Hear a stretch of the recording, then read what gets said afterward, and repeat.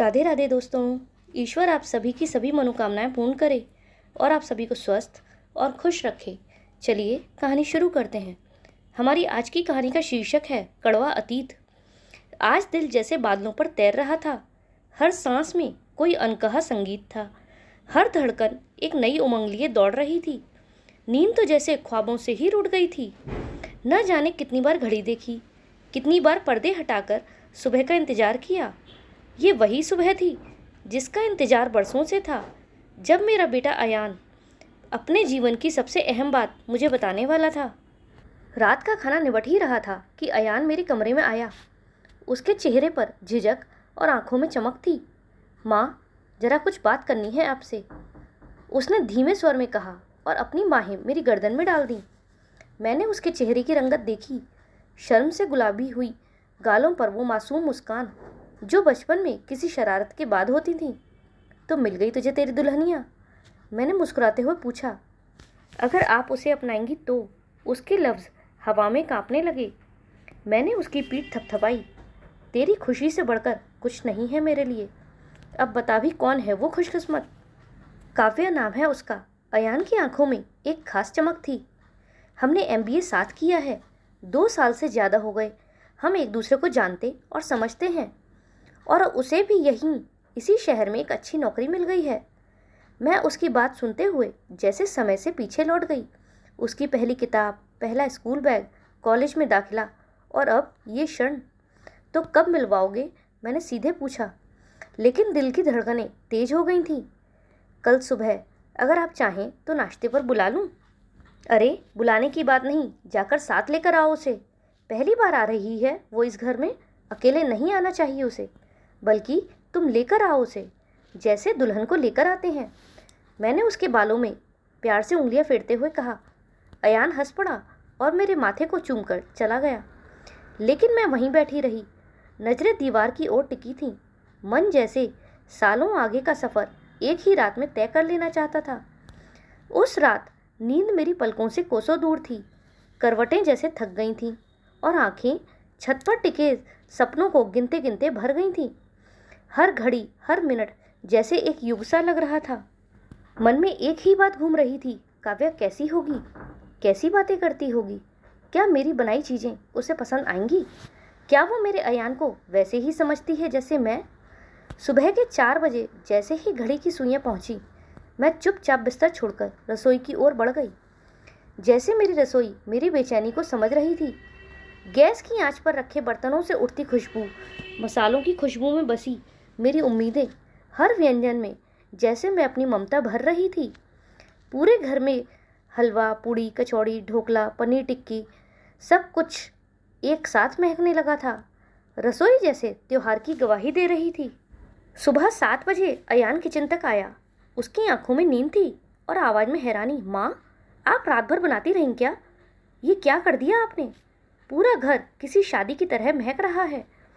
मैंने मुस्कुराते हुए कहा, मेरी बहू पहली बार इस घर में कदम रखेगी और मैं कैसे कुछ भी अधूरा छोड़ दूं? ये दिन तो सिर्फ एक बार ही आता है। अब तू जा, चाय पी और मुझे नहाने दे। जल्दी जल्दी नहाकर मैं घर की और काम निपटाने लगी। फिर अयान काव्या को लेने उसके घर चला गया। उसके जाने के बाद जब मैंने कमरे में लौटकर अलमारी खोली तो उंगलियां अपने आप उस गुलाबी साड़ी पर ठहर गईं, जिसे मैंने पिछले कई वर्षों से छुआ तक नहीं था। पति के जाने के बाद जैसे जीवन से रंग उड़ गए थे। मन सजने संवरने की ओर गया ही नहीं। डॉक्टर मधु बनकर रह गई थी। कपड़ों की अलमारी से ज़्यादा तो अस्पताल की अलमारियों में दिल लगा था। लेकिन आज मन कह रहा था, आज सिर्फ डॉक्टर मत बनो, आज माँ बनो, एक घर की स्त्री बनो, एक सपना देखती और उसे जीती औरत बनो।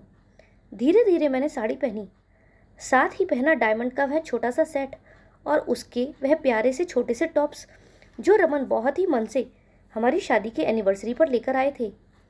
बाल अब पहले के जैसे नहीं रहे, पतले, छोटे और कुछ सफ़ेद, बट मैंने उन्हें आज बड़े ही करीने से संवारा।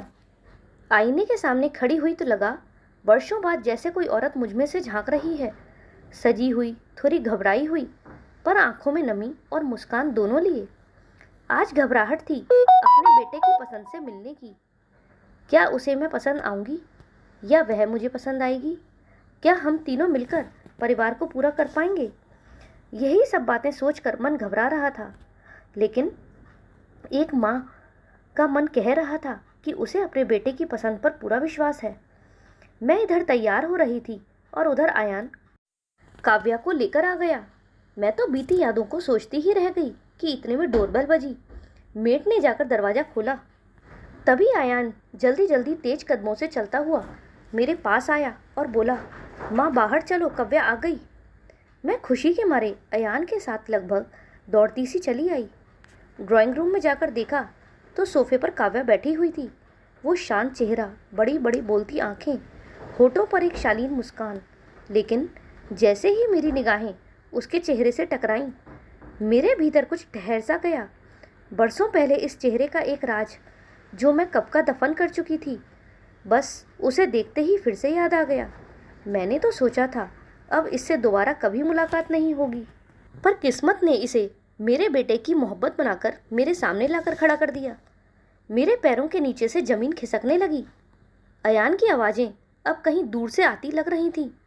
कमरा घूमने लगा और फिर सब कुछ अंधेरे में डूब गया। जब होश आया तो पाया कि मैं अपने पलंग पर लेटी हूँ। आंखें खुली तो सामने अयान और काव्या के साथ डॉक्टर समीर खड़े थे, मेरे कॉलेज के सहपाठी, पुराने मित्र और अब परिवार से भी बढ़कर। माँ, क्या हुआ आपको? अयान ने मेरा हाथ थाम रखा था। उसकी आंखें भीग चुकी थीं। मैं ठीक हूँ बेटा, मैंने उसके हाथ पर हल्का दबाव डाला। डॉक्टर मधु, समीर ने बीपी मॉनिटर करते हुए कहा, आप तो अपनी सेहत को बिल्कुल नज़रअंदाज करती हैं। मैंने कितनी बार कहा, थोड़ा आराम भी ज़रूरी है। अंकल, मम्मी की तबीयत क्या पहले से ही ठीक नहीं थी? अयान का चेहरा चिंता में डूबा हुआ था। अरे कुछ नहीं बेटा, मैंने हौले से कहा, बस थोड़ी थकावट थी शायद। कोई थकावट ऐसी नहीं होती जो होश उड़ा दे मम्मी। अयान ने मेरे माथे पर हाथ फेरते हुए कहा, सच सच बताइए, आप ठीक हैं ना? मैंने चाहा कुछ कहूँ पर गला रुंध गया। मेरी नज़रें धीरे से काव्या की ओर उठीं, जो चुपचाप खड़ी थी।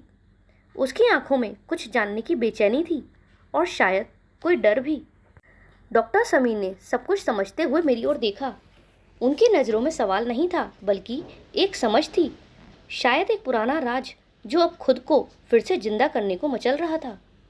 अयान बहुत परेशान था। आंखों के सामने माँ की हालत देखकर उसका दिल बैठा जा रहा था। वह इतनी चिंता में डूबा था कि काव्या को भी भूल गया, जो एक कोने में चुपचाप बैठी थी और अपने आंसुओं को किसी तरह थामे हुए थी। उसकी उंगलियां आपस में जकड़ी हुई थीं, जैसे किसी अनजाने डर को थामे बैठी हो। परेशान होने की जरूरत नहीं है अयान, डॉक्टर समीर ने उसकी पीठ थपथपाते हुए कहा। तुम्हारी माँ को बस थोड़ा आराम चाहिए, वो खुद को बहुत थका लेती हैं। वैसे एक पूरा चेकअप करवा लेना बेहतर रहेगा। मैंने कुछ टेस्ट लिख दिए हैं। इतना ज़्यादा ब्लड प्रेशर ठीक नहीं है। जी अंकल, अयान ने धीमे से सिर हिलाया। अब सब नियंत्रण में है, डॉक्टर समीर उठते हुए बोले। मधु जी को आराम करने दो, मैं चलता हूँ। वैसे शायद अब मेरी ज़रूरत ना पड़े, पर मैं एक कॉल की ही दूरी पर हूँ। अरे अंकल, चाय तो। उन्हें ठीक होने दो, फिर एक दिन साथ में चाय पीते हैं। अयान ने काव्या की ओर देखा और कहा, काव्या, माँ का ध्यान रखना, मैं अंकल को बाहर तक छोड़कर आता हूँ। इतना कहकर वह कमरे से बाहर निकल गया। काव्या उठी और झिझकते हुए मधु के पास आकर बैठ गई। उसकी आंखें अब बहने लगी थीं। सॉरी आंटी, मुझे नहीं पता था कि अयान आपके बेटे हैं। मधु ने उसका कांपता हुआ हाथ अपने हाथ में ले लिया और प्यार से कहा, काव्या, आंटी नहीं माँ कहो।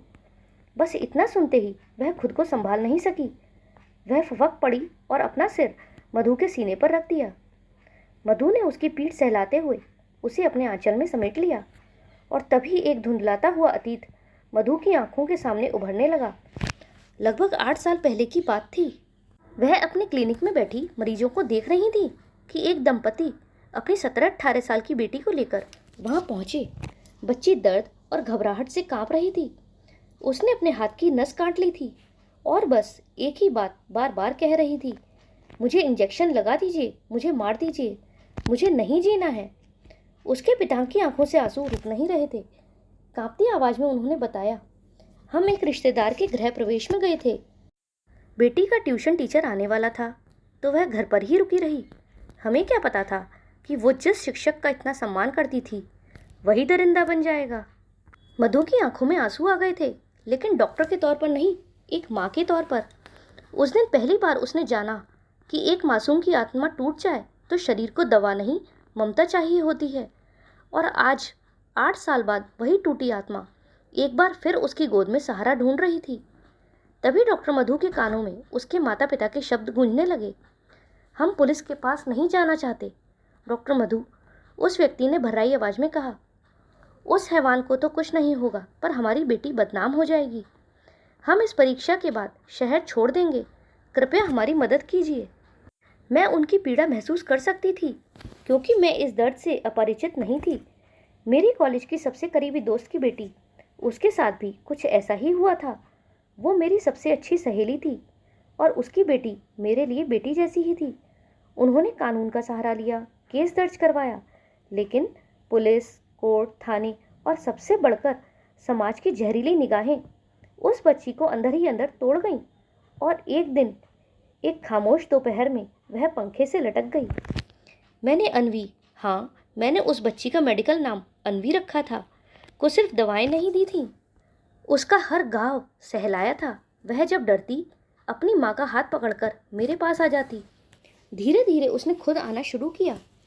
दूसरे शहर जाकर भी वो फ़ोन पर जुड़ी रही।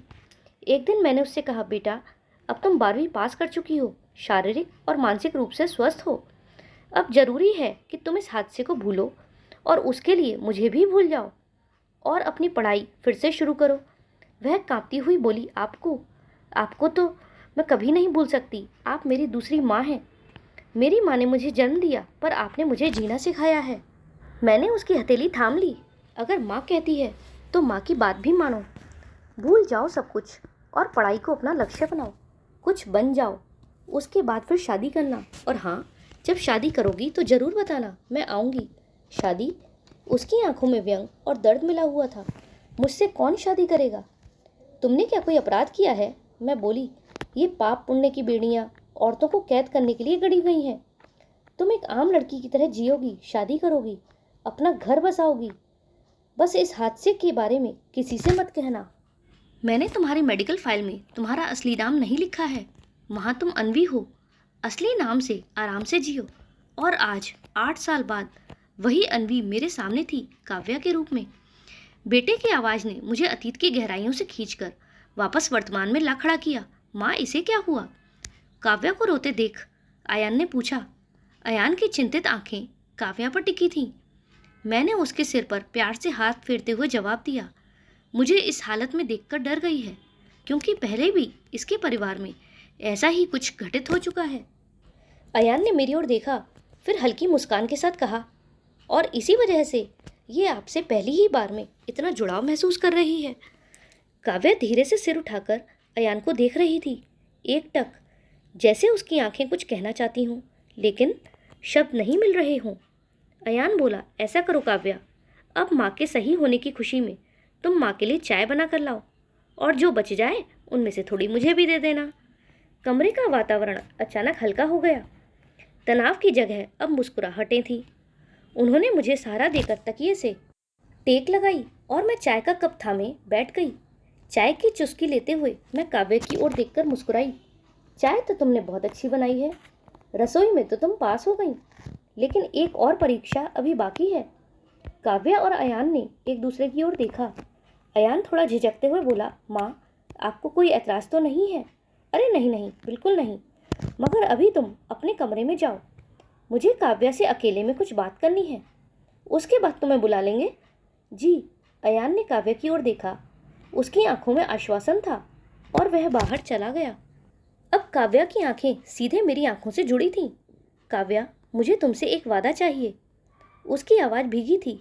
माँ, मुझ जैसी बर्बाद हुई लड़की को आप जानते बूझते हुए क्यों अपनाना चाहती हैं? आप तो मना भी कर सकती थीं। मैंने उसका हाथ थामते हुए कहा, क्यों मना करती? मैंने हमेशा यही चाहा है कि मेरे बेटे की ज़िंदगी में कोई ऐसा साथी आए जो उसे समझे, उसे संजोए, और मुझे पता है तुम वही हो। तुम्हारा दिल बेहद कोमल है और तुम्हारे साथ ही मेरे बेटे की मुस्कान जुड़ी है। बस एक वादा चाहिए तुमसे। कैसा वादा माँ? कभी किसी भी कमज़ोर पल में उस पुराने हादसे का जिक्र अयान से नहीं करोगी? वह ठिठकी। इतनी बड़ी बात छिपाना क्या सही होगा? काव्या, जिंदगी में बहुत से तूफान आते हैं, पर क्या हम उन्हें अपनी पीठ पर लादे चलते रहते हैं? कुछ बातें अतीत होती हैं और वहीं रहने के लिए होती हैं। मैं नहीं चाहती कि कोई पुराना साया तुम्हारे और अयान के बीच आए। काव्या कुछ देर मौन रही, फिर हल्की आवाज में बोली, माँ, मैं वादा करती हूँ वो अतीत कभी मेरी जुबान पर नहीं आएगा। और हाँ, मैं मुस्कुराई, अपने मम्मी पापा से कहना कि जब वो आएंगे तो ऐसा जताएं जैसे हम पहली बार मिल रहे हैं। यह बात जरूरी है बेटा। काव्या की आंखों से भावनाएं छलक पड़ी। वह मेरी ओर झुकी और मुझे गले लगा लिया। माँ, आप बहुत महान हैं। मैं बहुत खुशकिस्मत हूँ जो आप मुझे मिली। प्यार से उसकी पीठ थपथपाकर डॉक्टर मधु ने कहा, अब अयान को बुला लो काव्या। काव्या मुस्कुराई और बाहर चली गई। कुछ ही पलों में वह अयान के साथ कमरे में लौटी। अयान के चेहरे पर सवालों की एक लकीर साफ दिख रही थी, जैसे वो किसी परिणाम का बेसब्री से इंतजार कर रहा हो। डॉक्टर मधु ने मुस्कुराते हुए कहा, तेरी काव्या मेरी परीक्षा में पास हो गई है। ये चांद सी प्यारी लड़की मुझे बहू के रूप में पूरी तरह स्वीकार है। अयान ने आंखों में शरारत भरते हुए कहा, चांद में भी तो दाग होते हैं माँ, और उस पर कभी कभी ग्रहण भी लगता है। डॉक्टर मधु की मुस्कान गहरी हो गई। बिल्कुल बेटा, उन्होंने कहा, चांद उस ग्रहण के साथ ही तो अपनी कहानी पूरी करता है। वैसे ही हम इंसान भी अच्छाइयों और कमजोरियों का संगम है। अगर हमें किसी से सच्चा रिश्ता निभाना है तो उसे संपूर्णता में अपनाना होगा। काव्या हम दोनों को हमारी कमियों के साथ स्वीकारेगी और हमें भी उसे उसी तरह अपनाना होगा, उसकी खूबियों और कमियों के साथ। अयान झेंपता हुआ बोला, माँ, मैं तो बस मजाक कर रहा था। अरे जानती हूँ, मधु ने मुस्कुराते हुए कहा, मैं तेरे दिल की हर बात तेरी आंखों में पढ़ लेती हूँ। अच्छा, अब तुम दोनों मिलकर रसोई से कुछ लेकर आओ, मुझे भूख लग रही है। काव्या तुरंत उठ खड़ी हुई, मैं लाती हूँ माँ। मधु ने जाते जाते उसे पुकारा, और हाँ काव्या, अपने मम्मी पापा से कहना कि जल्दी से मुझसे आकर मिलें, और ये भी बता देना कि मुझे शादी की बहुत जल्दी है। काव्या और अयान के चेहरे पर एक चमक सी लौट आई। दोनों की आंखों में सपने और होठों पर मुस्कान थी। वो धीरे धीरे कमरे से बाहर चले गए, जैसे उनकी दुनिया एक नई सुबह की ओर बढ़ चली हो, जहाँ साथ था, अपनापन था और एक नई जिंदगी की शुरुआत थी। अगले ही रविवार को शाम की हल्की रोशनी घर के आंगन को सुनहरा रंग दे रही थी। दीवारों पर उगते साए एक दूसरे से मिलते, जैसे समय और भावना एक ही धुन में बह रहे हों। डॉक्टर मधु की बैठक आज कुछ खास लग रही थी। मेज पर रंग बिरंगे फूलों की सजावट, सोफों पर करीने से लगाए गए कुशन और चाय की ट्रे में रखे गर्म समोसे, हर कोना जैसे आने वाले रिश्ते की गर्मजोशी से भर गया था। काव्या के मम्मी पापा समय पर पहुंचे थे। दरवाजा खोला तो मधु ने अपने खास अंदाज में मुस्कुराते हुए कहा, आइए, आप लोगों से मिलकर बहुत खुशी हुई। काव्या की माँ मीनाक्षी जी ने आगे बढ़कर मधु को गले लगा लिया और बोली, आपकी आवाज़ सुनते ही दिल को सुकून मिला बहन। काव्या बहुत खुश है और हमें यही सबसे ज़्यादा चाहिए। काव्या के पापा अनिल जी थोड़े संकोच में थे, लेकिन मधु ने उन्हें भी अपनापन देते हुए कहा, आप तो अब अपने ही घर आए हैं, संकोच की कोई जगह नहीं। अब हम एक ही परिवार हैं। कुछ ही देर में चाय नाश्ते के साथ बातों का सिलसिला शुरू हो गया। अयान और काव्या थोड़ी दूरी पर बैठे मुस्कुराते हुए सब देख रहे थे। दो घर मिल रहे थे, दो दिलों का रिश्ता अब दो परिवारों का रिश्ता बन रहा था। मधु ने मुस्कुराकर कहा, मैं तो जल्दी से जल्दी शादी करना चाहती हूँ। ज़्यादा तामझाम नहीं चाहिए, बस अपनेपन से भरी रस्में हों, खुशियाँ हों और आशीर्वाद हो। मीनाक्षी जी ने सहमति में सिर हिलाया। हमें भी दिखावा नहीं चाहिए मधु जी। जितनी सादगी से आपने इस रिश्ते को अपनाया है, उतनी ही सुंदर शुरुआत होनी चाहिए। फिर बात तारीखों की होने लगी। पंडित जी को फ़ोन किया गया और शुभ मुहूर्त निकाला गया। 2 महीने बाद की एक सुनहरी सुबह तय हुई। काव्या की आंखें भर आईं। अयान ने उसकी ओर देखा। उसकी आंखों में भी वही भावना थी जो कभी शब्दों में नहीं उतर सकती, बस महसूस की जा सकती है। मधु ने दोनों को देखते हुए कहा, आज से तुम दोनों की नई जिंदगी की घड़ी शुरू हो गई है। अब हर पल कीमती है, इसे जियो, समझो और सहेज लो। शादी एक रस्म नहीं, एक सफ़र है जो हर दिन नए रूप में सामने आता है। उस शाम जब काव्या अपने माता पिता के साथ घर लौट रही थी तो उसने पीछे मुड़कर एक बार फिर मधु को देखा, उस महिला को जो अब उसकी माँ बनने जा रही थी। एक नई शुरुआत का आशीर्वाद उसके दिल में बस चुका था। दोस्तों, आपको मधु की सोच कैसी लगी कमेंट में ज़रूर बताइएगा। और हाँ, अगर कहानी पसंद आई हो तो वीडियो को लाइक करें और चैनल पर नए हों तो चैनल को सब्सक्राइब करें। हमारे साथ अंत तक बने रहने के लिए धन्यवाद। जय श्री राधे।